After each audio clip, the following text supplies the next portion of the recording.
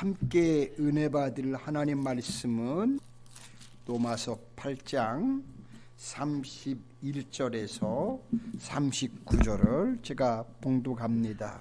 그런즉 이 일에 대하여 우리가 무슨 말 하리요? 만일 하나님이 우리를 위하시면 누가 우리를 대적하리요? 자기 아들을 아끼지 아니하시고 우리 모든 사람을 위하여 내주시니가 어찌 그 아들과 함께 모든 것을 우리에게 주시지 아니하겠느냐? 누가 능히 하나님께서 택하신 자들을 고발하리요? 의롭다 하신 이는 하나님이시니 누가 정죄하리요? 죽으실 뿐 아니라 다시 살아나신 이는 그리스도 예수시니 그는 하나님의 우편에 계신 자요 우리를 위하여 간구하시는 자니라. 누가 우리를 그리스도의 사랑에서 끊으리요?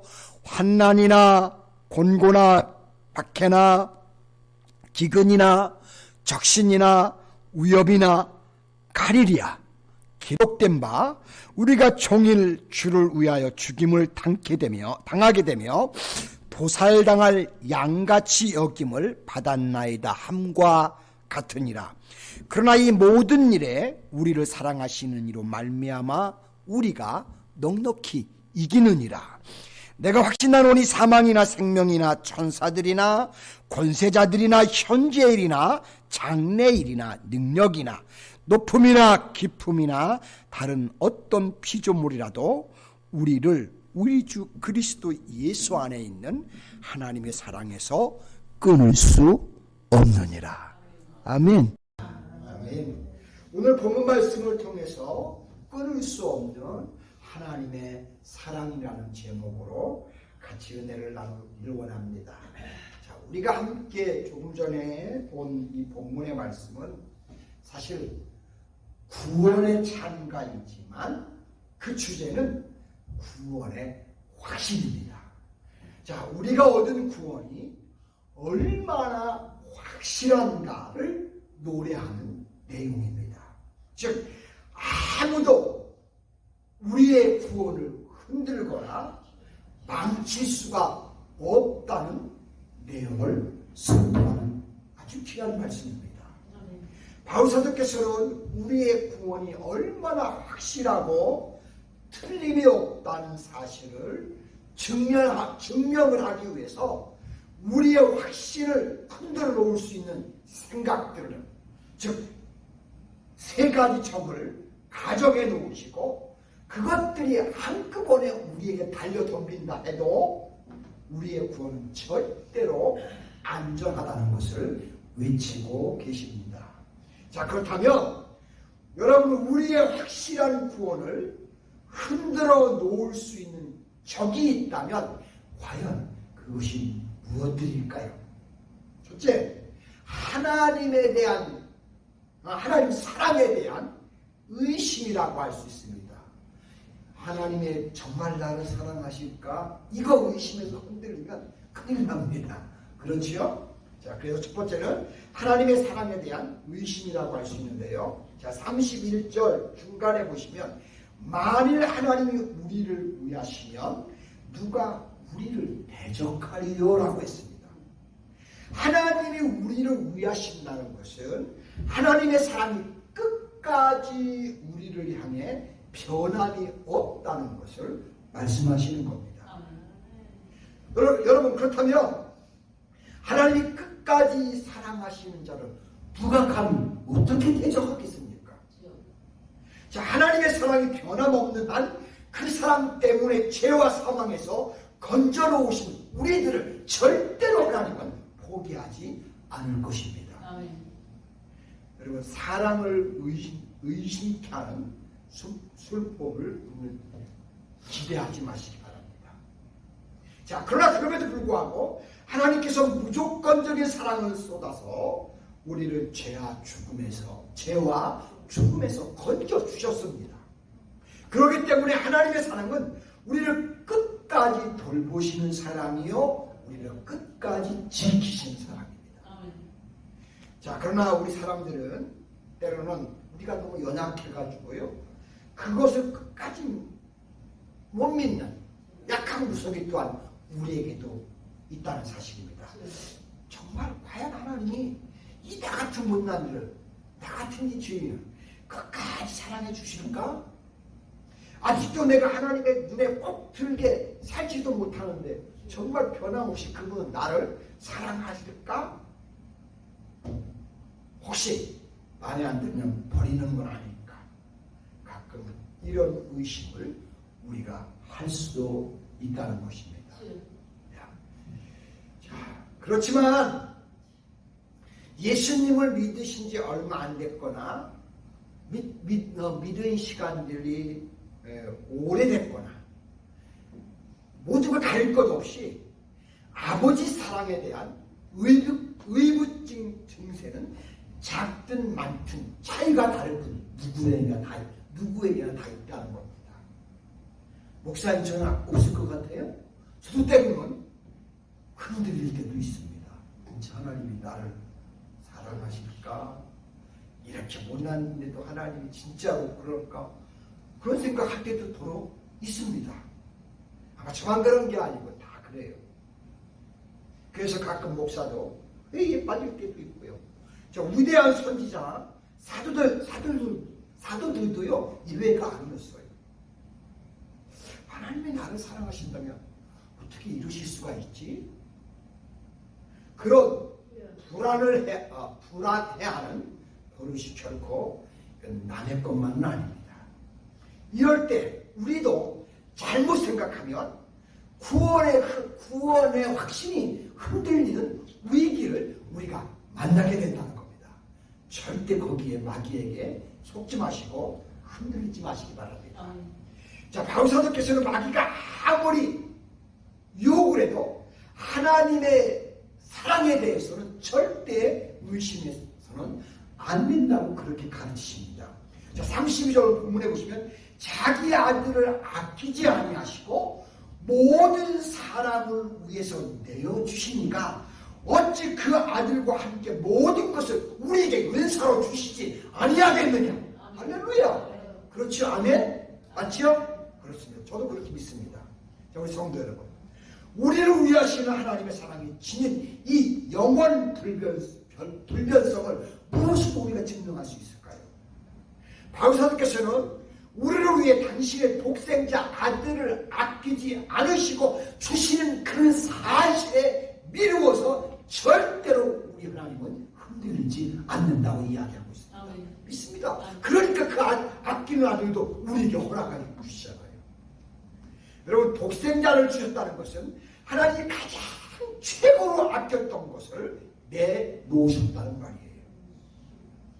다시 말하면 가장 하나님이 값진 선물을 값없이 우리에게 주셨다는 말입니다. 이렇게 엄청난 희생을 치르신 그분의 사랑이 어찌 변할 수 있겠어요? 그래서 우리가 조금만 깊이 생각하면 어떤 일에 있어서도 의심해서는 안 되는 것이 바로 하나님 사랑이라는 것을 여러분 우리가 금방 알 수 있습니다. 다 의심해도 절대로 하나님이 나를 향한 사랑은 우리가 의심하지 않아야 합니다. 아멘? 그래. 하나님은 어제나 오늘이나 내일까지 어떤 분이에요? 동일한 분이에요. 그분은 언제나 변함없어요. 그러니까 우리 의심하지 맙시다. 사실 우리가 독생자를 아끼지 않고 희생하신 하나님의 사랑, 우리가 이해한다는 건 정말 불가능합니다. 그 사랑은 그냥 사랑이 아니라 사실 완전한 사랑입니다. 불완전한 우리가 그 하나님의 완전을 이해한다는 것은 사실 그렇게 쉬운 것은 아닙니다.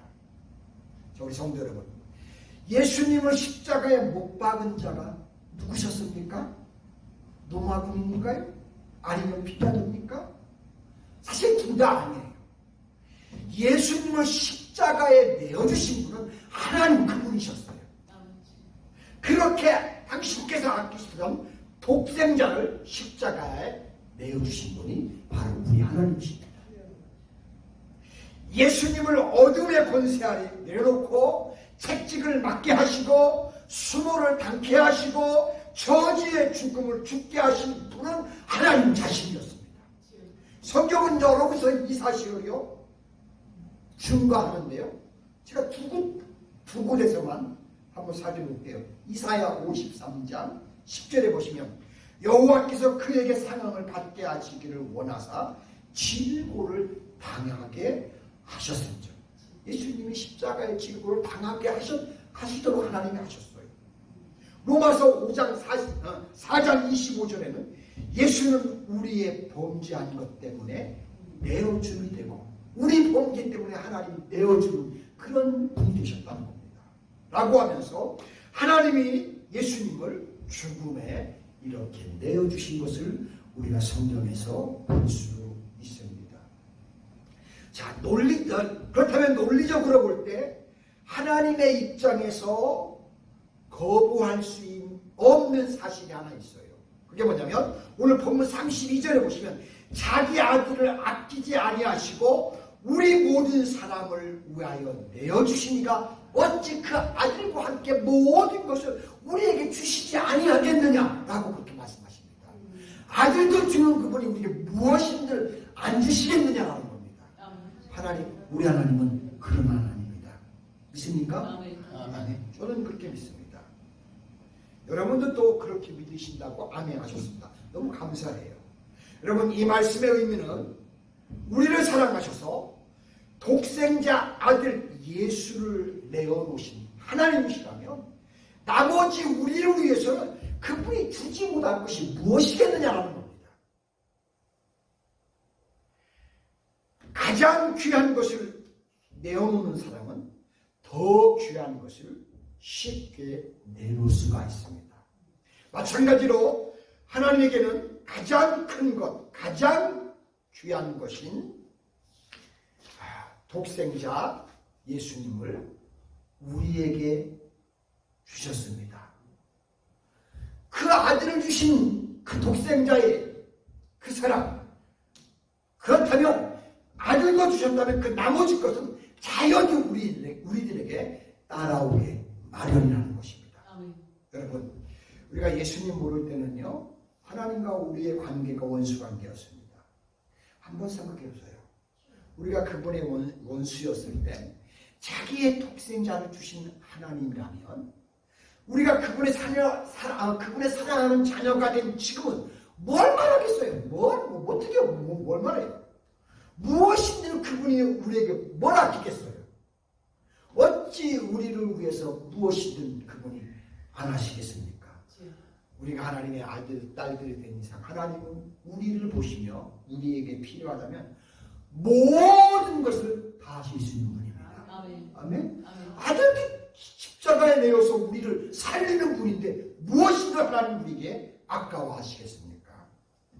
그러므로 여러분, 하나님을 믿는 하나님의 자녀들, 우리를 대적할 자가 아무도 없다고 보시면 확실히 맞습니다. 아멘. 그 큰 사람 손에서 우리를 빼앗을 만한 강한 자는 이 땅에 아무도 없어요. 그분의 사랑이 불변인 것처럼 여러분, 우리가 예수님 믿고 구원받는 것도 영원히 불변입니다. 따라서 우리도 바울서처럼 절대로 이 흔들릴 수 없는 구원의 확신을 항상 하나님 앞에서 우리의 입술로 고백하며 찬양하면서 우리의 남은 생을 살아가시기를 바랍니다. 그러면 절대로 끝까지 아버지 나라갈 때까지 우리는 흔들리지 않는 하나님의 거룩한 자녀들이 될 줄로 확신하고 있습니다. 두 번째는 구원을 흔들 수 있는 적이 있다면 한 가지 뭐냐면 내가 부족해서 죄로 인한 잘못으로 인해서 죄책과 두려움은 있을 수 있습니다. 자, 33절에 보시면 누가 능히 하나님께서 택하신 자를 고발하리요 의롭다 하신 이는 하나님이시니라고 했습니다. 이것은 하나님이 우리를 택하셨는데 누가 감히 우리를 보고 죄가 있느냐 없느냐 따지겠느냐라는 말씀이에요. 즉 하나님이 우리를 보고 의롭다고 인정하셨는데 누가 우리를 보고서 죄인이라고 공격할 수 있겠느냐라는 그 말이에요. 여러분 우리가 그런 존재들입니다. 할렐루야. 아멘. 어마어마한 겁니다. 이건 사실은. 성도 여러분, 우리가 세상을 살면서 누가 나를 걸어서 법에 고소를 한다. 그러면 어쩌나. 이런 불안한 마음이 어떤 사람들에게 생길까요? 분명히 이런 사람들은 어딘가 캥기는 사람들은 그럴 때 또 두려울 거예요. 세상 말로 말하면 발이 저린 사람들은 그럴 거예요. 마찬가지로 우리가 믿음으로 얻은 용서와 의롭다함에 대한 확신이 약하면 또 우리에게도 어떤 일이 벌어지냐면 언제든지 크고 작은 내가 잘못한 죄책감이 자꾸 따라와서 나를 괴롭힌다는 겁니다. 특히 내가 본의 아니게 한두 가지 죄를 짓게 되면 용서받았다, 내가 하나님께 구원받았다는 이 자체가 믿어지지 않을 정도로 우리 안에서 흔들릴 수가 있다는 겁니다. 여러분 절대로 거기에 속지 마시기 바랍니다. 성도 여러분, 우리 모두는 남의 눈에 띄게 또는 눈에 띄지 않게 말씀대로 온전히 살지 못하는 가치가 우리 자신 안에 다 누구나 있어요. 목사님 저는 없는 것 같아요. 저도 이렇게 마찬가지예요.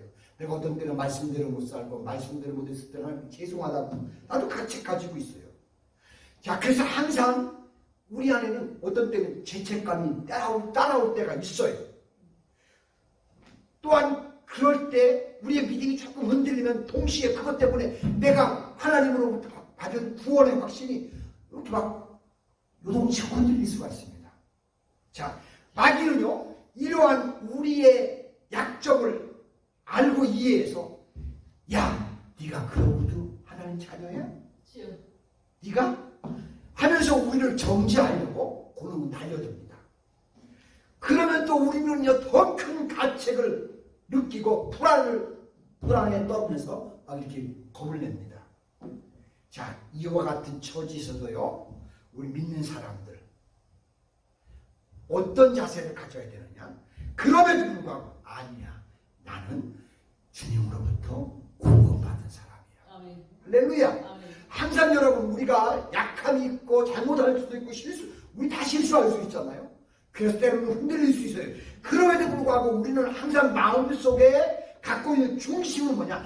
그래도 나는 하나님의 구원받은 사람이야. 하나님의 자녀야. 하나님의 아들이야. 하나님의 딸이야. 확실히 이것은 흔들리면 안 된다는 사실입니다.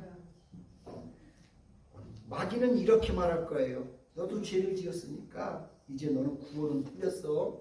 이렇게 우리에게 우리의 마음을 흔들어 놓으려고 합니다. 어떻게 보면 그 말이 또 상식에 맞는 것처럼 그렇게 생각이 들 수도 있습니다. 여러분, 그러나 하나님의 말씀은 뭐라고 말씀하시는지 아세요? 그런 생각하면 틀렸다 라고 말씀하십니다. 마음에 캥기는 데가 있어도 하나님이 우리를 한번 하나님의 자녀로 구원하시면 그 어떤 것도 그 구원에 영향을 미치지 못한다는 것입니다. 하나님이 우리를 구원한 거예요. 하나님이 나를 찾아 삼은 거예요. 그 하나님의 하신 그것을 누구도 감히 건드릴 수가 없는 거예요. 할렐루야. 여러분, 우리가 구원의 확신을 가지는 근거는 내 자신 때문이 아니고요, 하나님이시기 때문에 그런 거예요. 그분이 하셨기 때문에 자신할 수 있는 거예요. 내가 했으면 절대 못해. 나는 12번, 수천 번도 했어. 맨날 그럴 거예요. 그렇지만 내가 한 게 아니고 하나님이 하셨기 때문에 우리는 그 구원의 확신은 절대 요동칠 수가 없습니다. 우리가 시시때때로 나를 구원해 주신 예수님을 생각하고 그분 바라볼 때 우리의 확신은 절대로 흔들리지 않는다는 것입니다. 그래서 우리 34절에 보시면 누가 정죄하리요? 죽으실 뿐 아니라 다시 살아나시는 예수님, 그는 하나님 우편에 계신 자요 우리를 위해서 간구하시는 자십니다. 여러분, 우리 믿는 사람들이 이걸 꼭 기억해야 한다. 지금도 여전히 예수님은 하나님 우편에 계시면서 우리를 계속 당신의 자녀들을 위해서 끊임없이 간구해 주고 계시다는 사실입니다. 그분이 계세요, 우리에게는. 그래서 누구를 보라고 말씀하십니까? 그리스도 예수시니라고 하시면서 예수님을 보라고 말씀하십니다. 그분은 어떻게 해요? 우리를 위해 죽으셨고 오히려 또 우리를 위해서 부활하셨고 우리를 위해서 지금도 하나님 우편에 앉아 계시면서 계속 기도해 주시는 예수님, 그분을 보고서 구원받았다는 확신을 끝까지 가지라는 겁니다. 이게 기독교의 진리라는 겁니다. 아멘? 그렇습니다. 그러므로 우리의 언행에 모순이 있다 할지라도, 우리의 생활이 비록 때로는 깨끗하지 못한 부분이 있다 할지라도, 우리는 그런 것들로 인해서 우리의 구원의 확신이 흔들리지 않아야 하고 시종일관 예수님에게 늘 우리의 시선을 집중시키려고 우리는 애써야 합니다. 아멘? 그래요. 사랑하는 우리 성도 여러분, 우리 주님은 누구 위해 죽은 게 아니고 나를 위해 죽으셨습니다. 그분의 죽음이 사실인 이상 절대 나는 망할 리가 없습니다. 예수님은 나를 의롭다 하시기 위해서 그분은 살아나신 분이에요.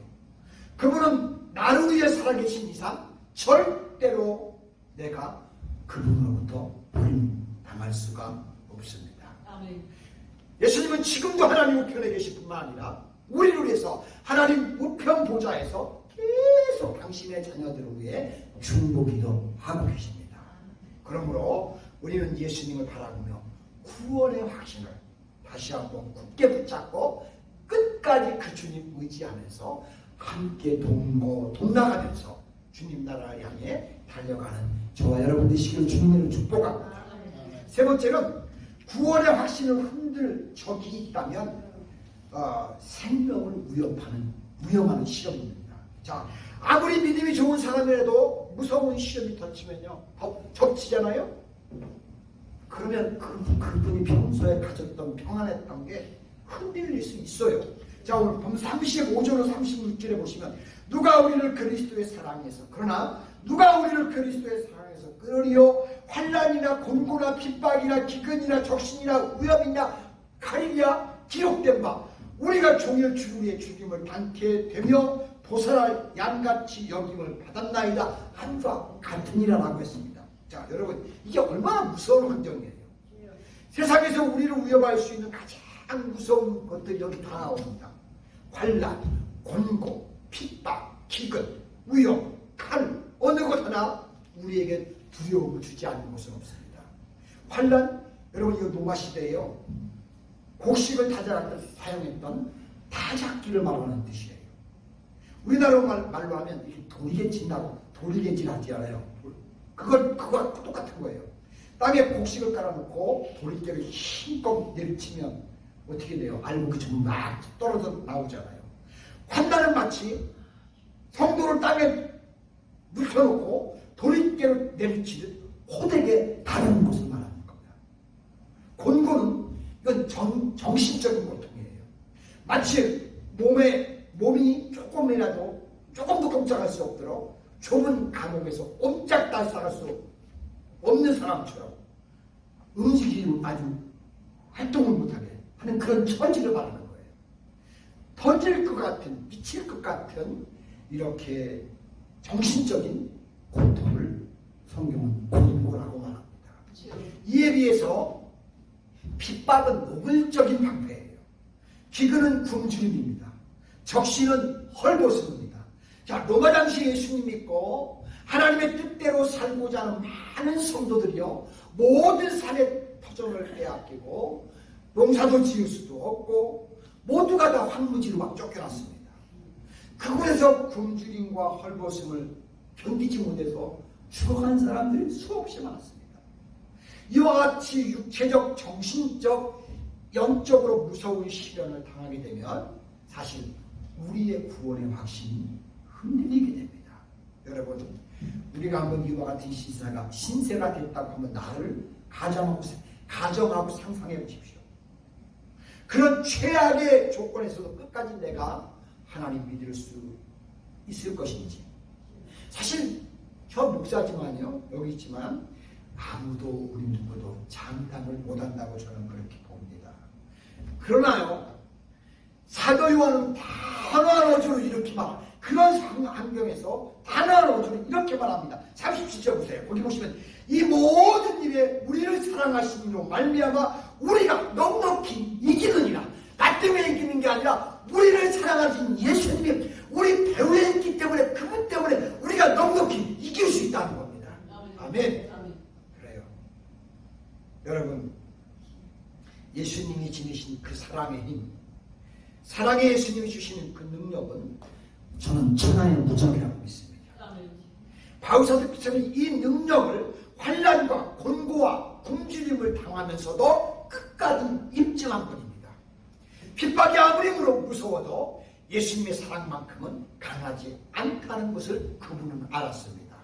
우리도 이 사랑의 능력을 그대로 믿을 수 있기를 소망합니다. 우리 사랑하는 노스캐롤라이나 한인교회 성도 여러분, 우리는 하나님의 사랑이 변할까 염려할 필요 절대 없어요. 자, 오늘 본문 38절로 39절에 보시면 내가 확신하노니 사망이나 생명이나 천사들이나 권세자들이나 현재일이나 장래이나 능력이나 높음이나 아무 피조물이라도 우리를 우리 주 그리스도 예수 안에 있는 하나님의 사랑에서 끊을 수 없으리라. 할렐루야. 아멘. 그래요. 이 놀라운 하나님의 사랑, 이 놀라운 하나님의 은혜, 이 하나님의 놀라운 구원하심, 이 모든 사실을 우리가 의심하지 않는 이상 우리의 구원은 영원히 요지부동하지 않는다는 것을 여러분 우리가 기억하시고, 이런 축복을 내가 하나님께로 받은 존재가 나다, 저와 여러분이다 하는 것을 기억하시면서 하늘나라에 가시는 그날까지 끝까지 이 믿음을 우리가 지켜서 승리자리에 함께하는 우리 노스캐롤라이나 하나님께 온 성도님들 되시기를 주님의 이름으로 축복합니다. 아멘. 기도합니다.